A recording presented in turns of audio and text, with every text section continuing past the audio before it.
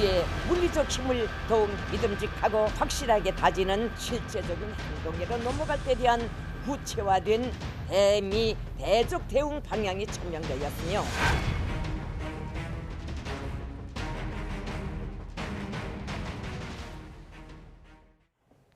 네, 새해 시작부터 독한 말을 쏟아낸 북한의 속내가 무엇일까요? 이번엔 전문가와 좀 짚어보겠습니다.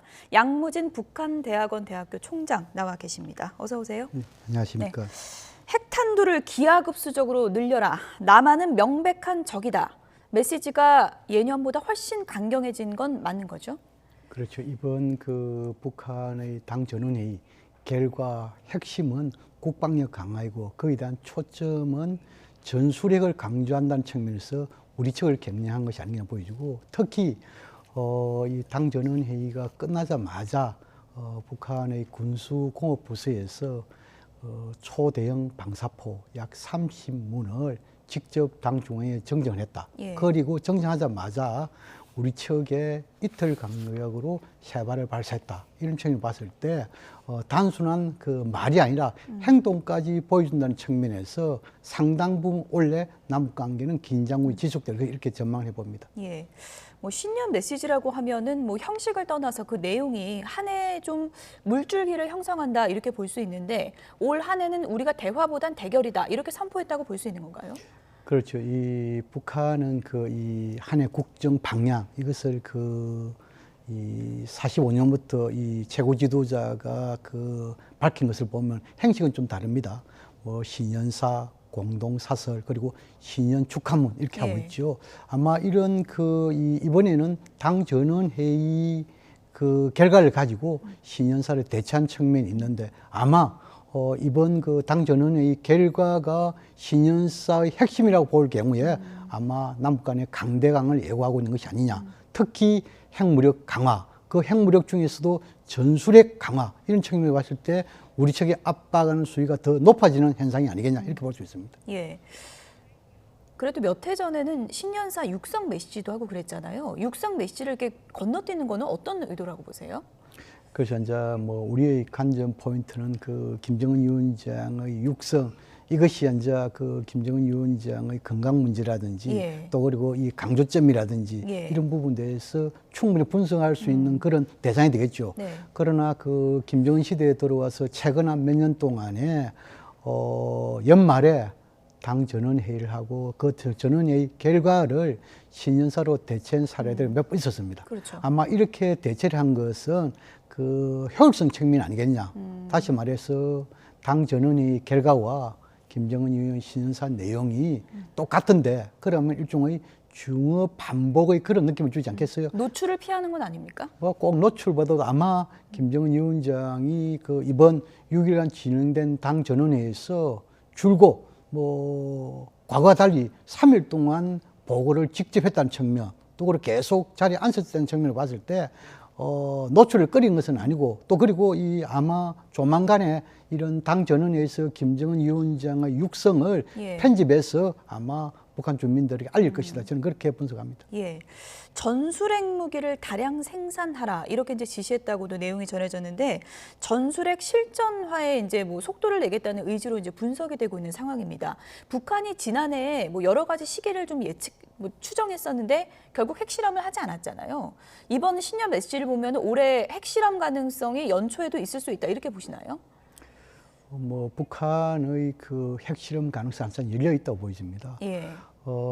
이 핵과 ICBM 한 세트이기 때문에 어찌 보면은 핵실험이 국제에 던지는 메시지는 아주 크다고 볼 수 있겠죠. 또 그리고 북한은 김정은 위원장이 지난해 계기시마다 전술핵 폭발력 예. 또 그리고 대규모 폭발력 운운하면서 핵실험을 예고한 사례 이 메시지 많이 있었습니다. 그리고 또 그 북한의 금창리라는 지역에서 이 고폭 실험을 위한 모의 실험이랄까 이것도 줄게 해왔습니다. 그런 걸 볼 때 북한의 7차 핵실험 가능성 항상 열려 있다 보이고 예. 그럼에도 불구하고 지금까지 보류한 것은 아마 중국의 반대가 아니겠냐 이렇게 보여지고 예. 중국은 ICBM 발사와 핵실험 여기 대해서 느끼는 무기 중에 좀 다른 것이 아니겠냐 이렇게 볼 수 있고 그러나 이번 당 전원회의에서 핵실험이란 언급이 전혀 없습니다. 예. 예를 들어 가지고 핵실험 준비는 완료돼 있지만 그렇게 중요한 당 전원회의에서 김정은 위원장이 핵실험에 대해서 직접 언급이 없다는 측면을 볼 때 우리가 언제 북한 핵실험할 것인가 예단하는 것은 쉽지 않다 이렇게 생각합니다. 예. 그 카드를 만지작거리곤 있지만 새해 초에 뭐 꺼내들 가능성은 아직까지 가시화된 건 아니다. 이렇게 정리를 하면 되겠군요. 우리가 보통 그 풍계리 핵실험장의 임박성에 대해서 예. 몇 가지 검증할 수 있는 매뉴얼이 있습니다. 뭐 일례로 지금은 이제 3번경도죠. 3번경도 입구에 완전히 다 이 콘크리트로 다 메꾸고 예. 또 그리고 그 주위에 뭐 은폐물이라든지 이런 가건물이라든지 다 소개를 합니다. 특히나 이 세단자를 찬 김정은 위원장이 만약에 그 핵실험장 직접 방문한다라고 한다면은 임박설을 해석하더라도 무리가 없을 것입니다. 그러나 지금은 이제 풍계 핵실험장의 정안을 볼 때 이러한 움직임이 없기 때문에 예. 뭐 1월 중 핵실험 임박설 이 가능성 좀 낮지 않을까 이렇게 분석합니다. 워낙에 지난해를 돌이켜보면 북한의 도발 횟수도 늘었지만 도발의 형식을 많이 깼다는 점에서 좀 예측 불가능성이 높아졌다고 할 수 있는데 지난해 마지막 날 또 올해 첫날 이렇게 도발을 감행한 것도 상당히 좀 이례적인 거잖아요. 보통 그 연말에는 그 탄도미사일 발사를 잘 하지 않습니다. 예. 또 그리고 전원회의에서는 선택과 집중 차원에서 하지 않았는데, 이 당 전원회의에서 북한 군수고 부서에서 초대형 방사포 30문을 정정을 하고 또 예. 그 정정한 것을 몇 개 골라가지고 세 발을 직접 시험 발사하고 이런 걸 봤을 때 아마 이 북한이 올해에도 예. 강대강을 나가겠다는 그런 측면이 있고 특히나 이러한 이 강대강에 있어가지고 남북한 최고 지도자가 직접 관장하고 있다는 측면에서 예. 한반도의 긴장 고조 상당히 우려스럽다는 생각이 듭니다. 예. 방사포가 미사일하고는 다른 건데 지금 지름이 600mm라고 했단 말입니다. 이 정도면은 거의 미사일이다 이런 분석도 있던데 어떻게 생각하십니까? 그렇죠. 북한은 뭐 이 초대형 방사포, 뭐 여기에 뭐 유도 전환 장치도 있다 이렇게 알려져 있고 핵도 실을 수 있다고 그렇죠. 했잖아요. 예. 특히나 그 사정 거리가 약 한 400km 된다는 측면일 때 한반도 전역이 산정거리가 되고 방금 앵커께서 말씀하신 대로 이 방사포에는 약 한 1톤 가량의 전술핵 폭발력 규모의 탑재 가능성이 있다는 측면에서 상당히 강위력한 무기다. 예. 전술핵 무기 가운데서 우리를 직접 겨누는 무기 가운데 상당히 우려스러운 무기다. 이렇게 이해하면 될 것 같습니다. 핵을 실을 수 있는 것도 맞습니까? 그렇죠. 예. 뭐 핵탄두를 탑재할 수 있는 그런 것이다. 이렇게 알려져 있고 저도 그렇게 분석을 합니다. 예. 핵탄두를 기하급수적으로 늘려라. 김정은의 신년 메시지에서 우리 국방부도 강력한 메시지를 내놨습니다. 핵 쓰면 김정은 정권 종말할 수도 있다. 이렇게 반박을 했어요.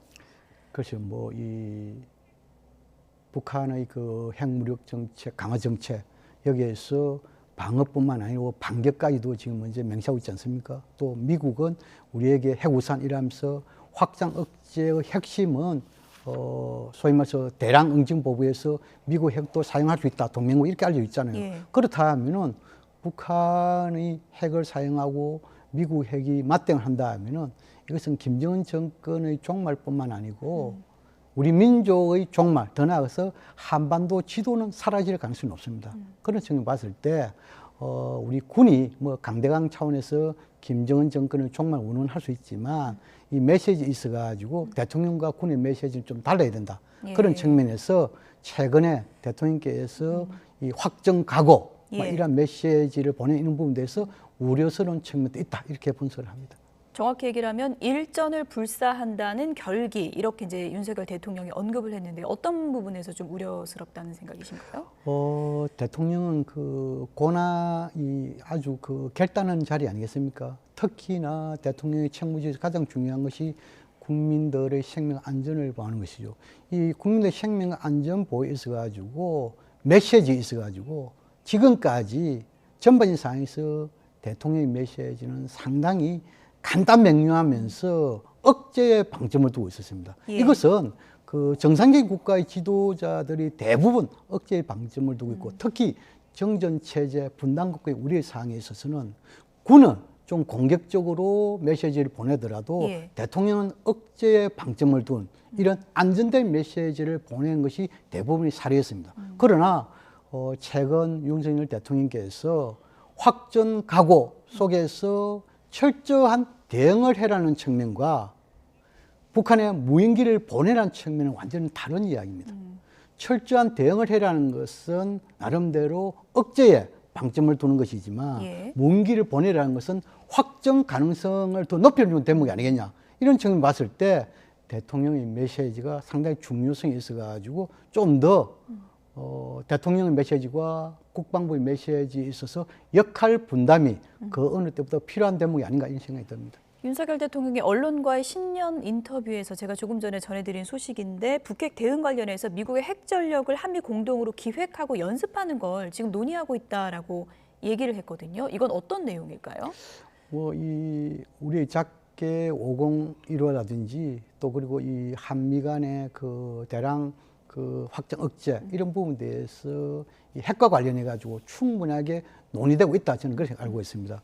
특히나 그 이 한미 간의 핵 문제에 대해서 논의하는 것은 북한 핵의 억제에 방점을 두는 것인데 미국 핵을 가지고 어떻게 대응할 것인가 이런 연습하는 것은 그렇게 그 쉬운 문제는 아니다. 예. 다시 말해서 우리가 연습한다면은 미국 핵에 대해서 서로 정보를 교류한다든지 또 미국 핵에 관련해 가지고 무슨 이런 핵 항공모함이 우리가 들었을 때 논의한다니 이런 것은 가능할지 모르겠지만 미국 핵이라는 것은 이미 핵 태세 보고서에 다 나와 있기 때문에 그것을 가지고 한미 간에 같이 연습을 한다.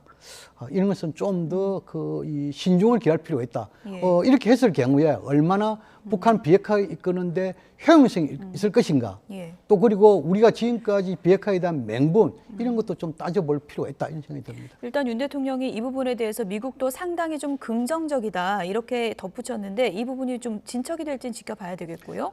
우리가 이제 남북관계 관련해서 윤석열 대통령이 대표적으로 내놓은 키워드가 담대한 구상이잖아요.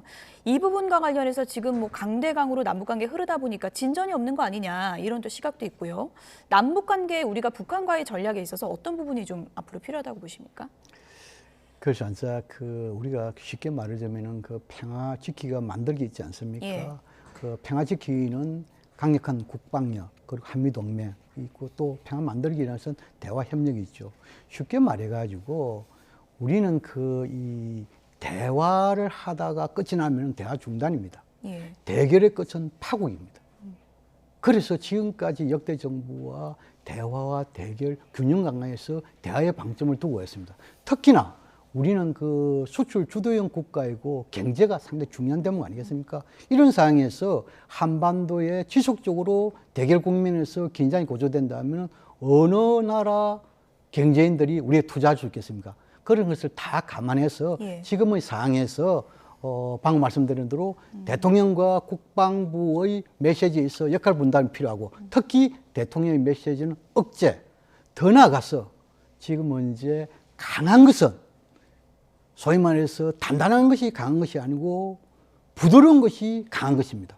그런 측면에서 했을 때 대화 이 부분도 정부 차원에서 소홀히 해서는 안 된다. 특히나 담대한 구상 속에는 대화라는 것이 들어가 있습니다. 예. 그래서 북한의 변화가 있을 시 대화를 한다는 물론 뭐 거지 않습니까? 조건부가 될 수 예. 있지만 그러나 과거에 보면은 대결을 할 때에는 한반도 문제에서 북한이 주도를 했고 예. 대화를 할 때에는 우리가 주도했습니다. 다시 말해서 우리의 장단에 북한과 미국이 춤추는 그런 현상이 되기 위해서는 대화 이것을 소홀히 하지 않았다. 이것을 강조하고 예. 싶습니다. 북한 김정은 위원장이 새해 첫날 찾은 곳이 미사일 기지입니다. 미사일 기지를 갖고 눈에 띈 부분이 딸 주혜양이 또 동행을 했거든요. 이번이 세 번째입니다. 어떤 의도가 있다고 보세요? 이러한 것을 공개됐다는 것은 김정은 위원장이 비공개 군사 부분 현지 지도를 하고 있다는 것을 방증하는 것이고 예. 특히나 김주혜라는 것은 그 백두혈통이면서 미래 세대 아니겠습니까? 여기서 화성 12형이라든지 17형의 발사 현장 또 그리고 이 DL 이동식 발사대 여기 대해서 직접 데려갔다는 것은 예. 두 가지 관점에서 볼 수 있습니다. 하나는 예. 김주혜가 백두혈통을 지키는 것이 전략 전술 핵무기다. 또 그리고 미래 세대를 지키는 것도 전략 전술 핵무기다. 다시 말해서 노핵 노조선. 예. 다시 핵 없는 조선은 있을 수 없다. 미래 세대를 지키기 위해서는 핵이 반드시 필요하다. 이것을 김주애의 노출을 통해서 보여주는 것이 아니겠냐 그렇게 생각합니다. 주애는 미래의 상징이다. 뭐 이런 의미인가요? 그렇지. 뭐 예. 미래 상징이라는 것은 예. 미래 세대다 세대의 이렇게 볼 수 상징이다. 있겠죠. 근데 저희가 이제 계속 영상을 지금 보여드리긴 했는데 지금 많은 분들의 반응이 엄마랑 너무 닮았다. 근데 이제 북한에서 이미지 정책 상당히 강조하고 있는데 스타일을 일부러 엄마처럼 똑같이 하는 게 아니냐 이런 분석도 있거든요. 아마 뭐 스타일을 엄마와 똑같이 했다라고 한다는 것은 예. 꾸민 것이 엄마의 이술적인 한 것이 아니겠냐 이렇게 보여지고 그것을 영상으로 이미지시킨 것은 고모인 김여정이 아니겠냐 예. 이런 측면을 봤을 때 예. 아마 이 이미지 메이킹 하고 있다. 이것이 합리적인 상상이다. 저는 그렇게 분석합니다. 후계자 지정 그것까지 보는 거는 좀 무리가 있는 해석인가요? 북한에서 보통 후계자로 내정 또는 공천가 될 때에는 그 후계자에 대해서 이미지 메이킹뿐만 아니고 우상화가 반드시 따르게 된 말입니다. 지금까지 김주에 대해서는 예. 뭐 이 얼굴 모양이라든지 의상이라든지 머리 모양이라든지 이런 부분에 대해서 이미지 메이킹했지만 여기 대해서 구체적인 우상화의 징후가 보이지 않고 있습니다. 네. 그런 거 봤을 때 김주애의 등장을 후계자로 연계시키는 것은 무리한 해석이다. 아직은 그렇게 무리한 분석합니다. 해석이다. 예. 여기까지 정리하겠습니다. 지금까지 양모진 북한대학원 대학교 총장이었습니다. 고맙습니다.